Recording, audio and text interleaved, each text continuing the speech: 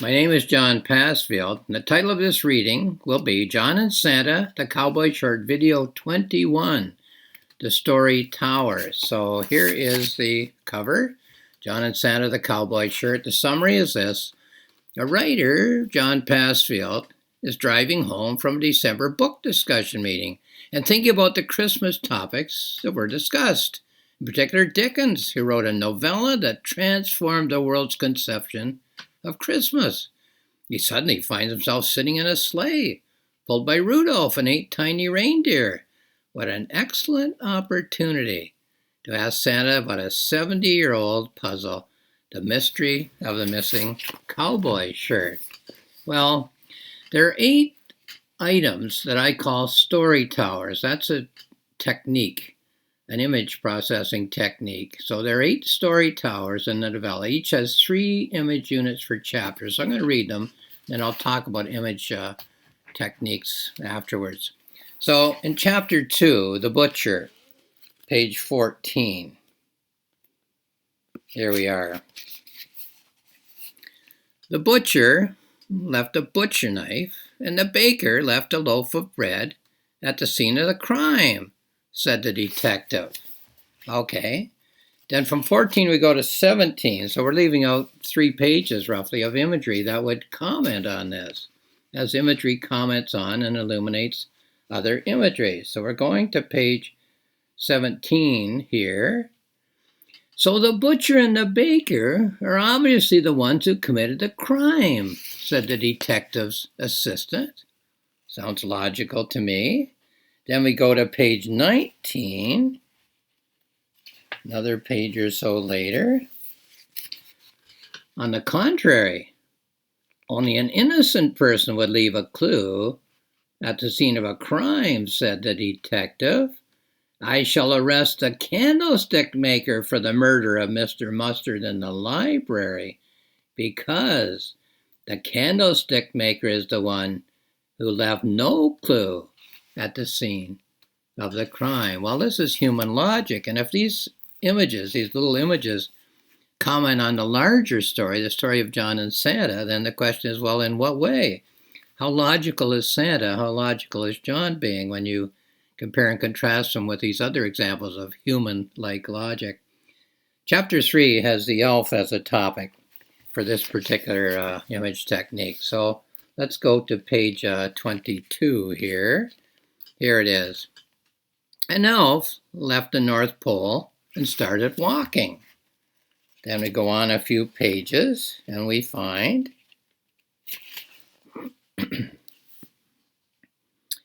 it's reassuring to know that I can walk in any direction and still get where I'm going, thought the elf.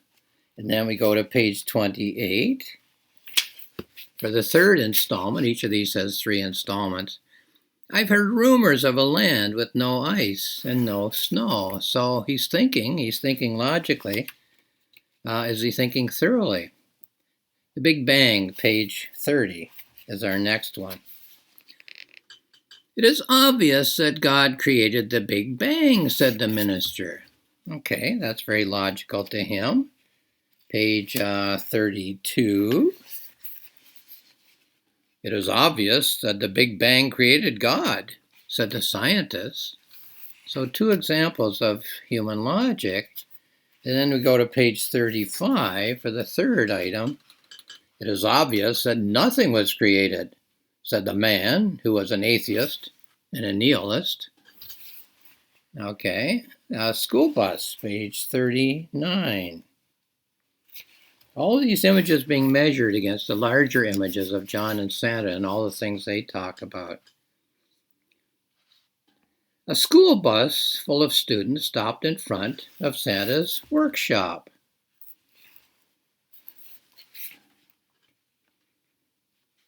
It was summer, so there was no ice or snow on the northern roads. Well, that's proceeding very logically.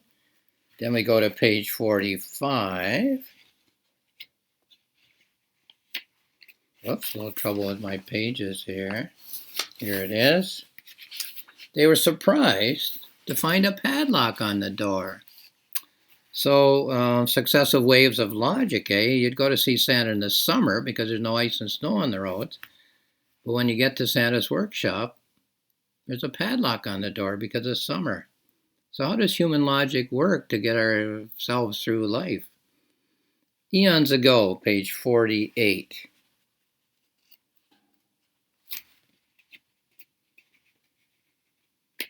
Oops, I'm sorry, I'm having trouble with these pages here.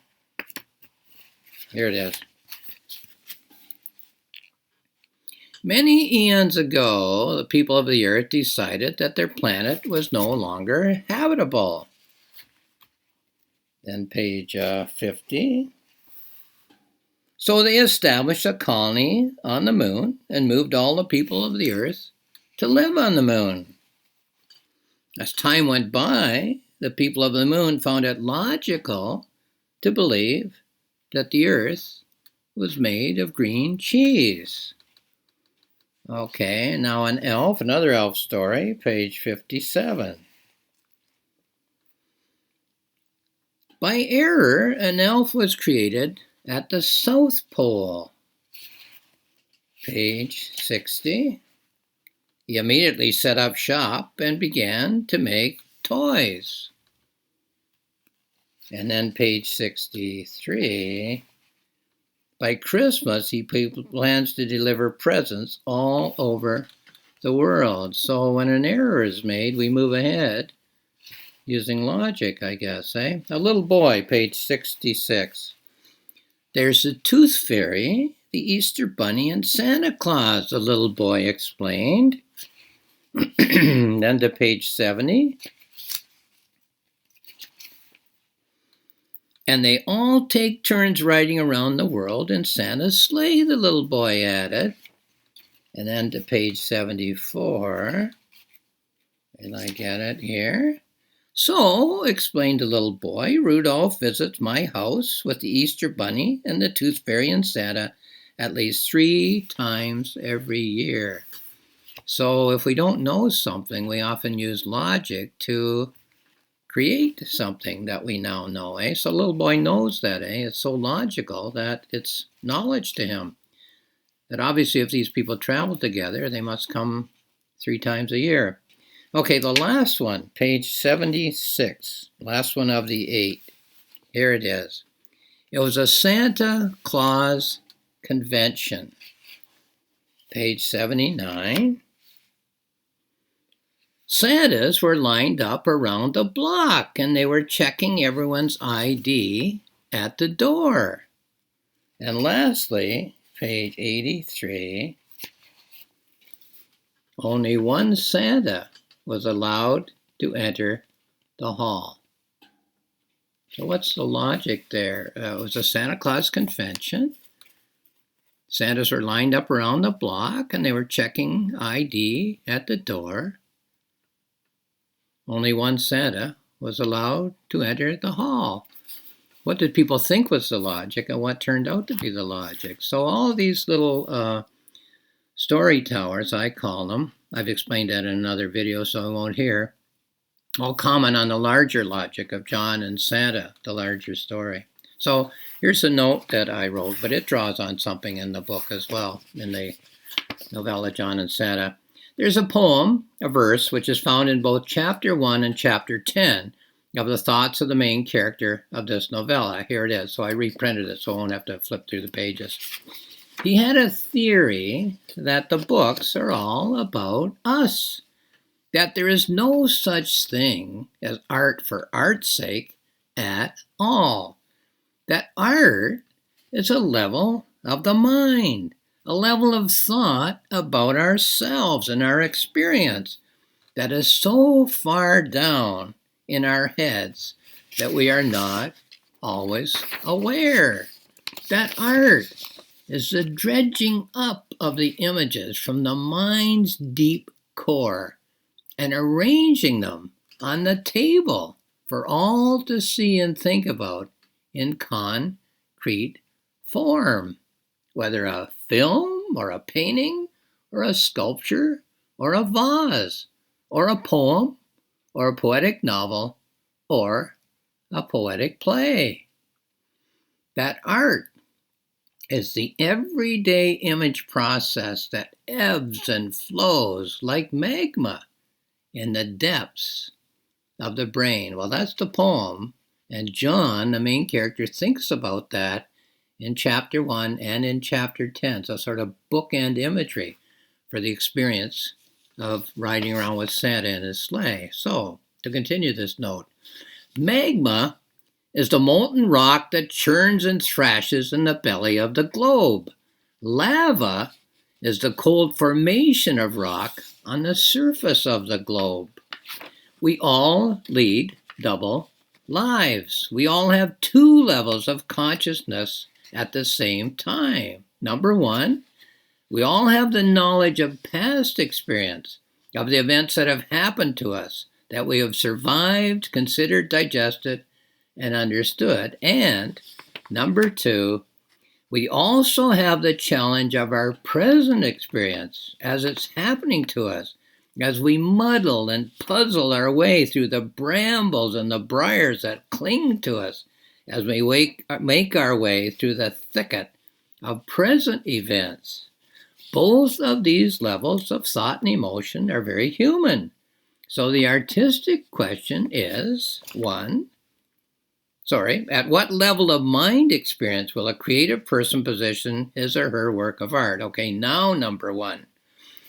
At the surface level of the mind, after the thoughts and emotions have cooled, lava-like, and one can write about the experience in the past tense, as one would explain the meaning of a past action, or, number two, in the depths of the mind.